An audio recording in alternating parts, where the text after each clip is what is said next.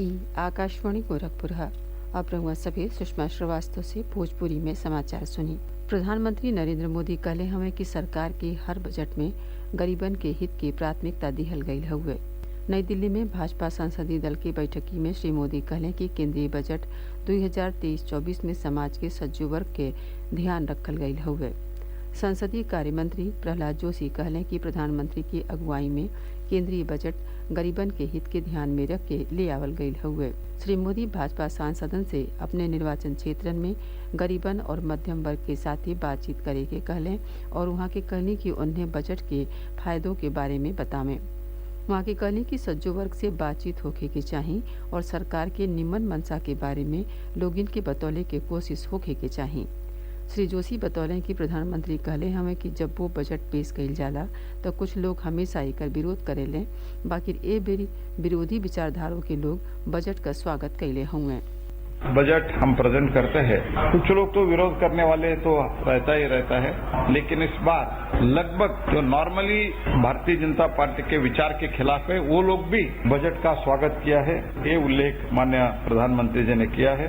सूक्ष्म लघु और मध्यम उद्योगन की ढेर राहत देत केंद्र सरकार मंत्रालय के आदेश दे हुए कि वो कोविड महामारी के समय उनके प्रदर्शन और बोली से जुड़ल जमानत और नुकसान बदे जब्त कइल गई रकम वापस करें।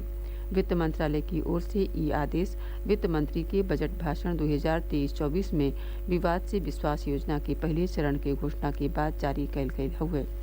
वित्त मंत्री निर्मला सीतारमण कहलीन कि कोविड के समय में सूक्ष्म लघु और मध्यम उद्योगन की ओर से लिहल गई ठेका के काम पूरा कैले में नाकाम रहले पर बोली चाहे ओकरे प्रदर्शन से जुड़ल जमानत के रूप में जब्त कैल गई 95% रकम उन्हें लौटा दिहल जाई। मंत्रालय कहले हुए कि 19 फरवरी 2020 से 31 मार्च 2022 के बीच खोलल गई निविदा बदे लिहल गई जमानत के रकम के वापिस कर दिहल जाई। ए रकम पर सूद नहीं दिहल जाई। बुंदेलखंड विश्वविद्यालय झांसी में आज 27वां दीक्षांत समारोह के आयोजन कइल गयी। इस दौरान कुलाधिपति आनंदीबेन पटेल मेधावी विद्यार्थियन के 31 कुलाधिपति पदक और 44 को कुलपति पदक दहलीन। एकरे अलावे वहाँ के 95 शोधार्थियन के शोध उपाधि दहली। दीक्षांत समारोह में 70,000 विद्यार्थियन की डिग्री दिहल गई। ए मौका पर अपने अध्यक्षीय संबोधन में कुलाधिपति कहलिन कि मेडल मिलल गौरव के बात हुए, बाकी मेडल न मिललहू पर जीवन के आदर्श बनौले का लक्ष्य तय होके के चाही। हमहन के एगो आदर्श भारतीय बन के जीवन के चमकावे के चाही। वहाँ के सज्जो विद्यार्थियन के प्रधानमंत्री के मन की बात के लगातार सुने बदे प्रेरित कैली। कुलाधिपति आधुनिक तकनीक के जरिए विद्यार्थियन के कौशल के लगातार बढ़ावत रहे बदे कोशिश कैले पर जोर दहली। दीक्षांत समारोह में यूजीसी के उपाध्यक्ष प्रोफेसर दीपक कुमार श्रीवास्तव, उच्च शिक्षा मंत्री योगेंद्र उपाध्याय और राज्य मंत्री रजनी तिवारी मौजूद रहलिन। केंद्र सरकार दलित, ईसाइयन और मुस्लिम लोगिन के अनुसूचित जाति के दर्जा दिहले की संभावना तलाशे बदे एगो आयोग के गठन कैले हुए।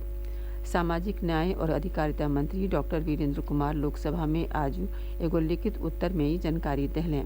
वहाँ के कहनी कि आयोग का गठन पिछला बरिस अक्टूबर में कैल गई।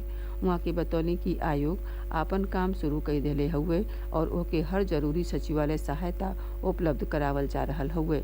उप मुख्यमंत्री ब्रजेश पाठक आज मिर्जापुर पहुँचले। वहाँ के विकास खंड राजगढ़ के धान क्रय केंद्र ददरा हिनौता के निरीक्षण कई के किसानन से बातचीत कैली। हर घर नल से जल योजना के जरिए लागल नल से पानी पीले के बाद जल संरक्षण के सनेसा दहली। उप मुख्यमंत्री प्राथमिक स्वास्थ्य केंद्र पर जाके लोगिन के मिली रहल सुविधाओं के जानकारी लें।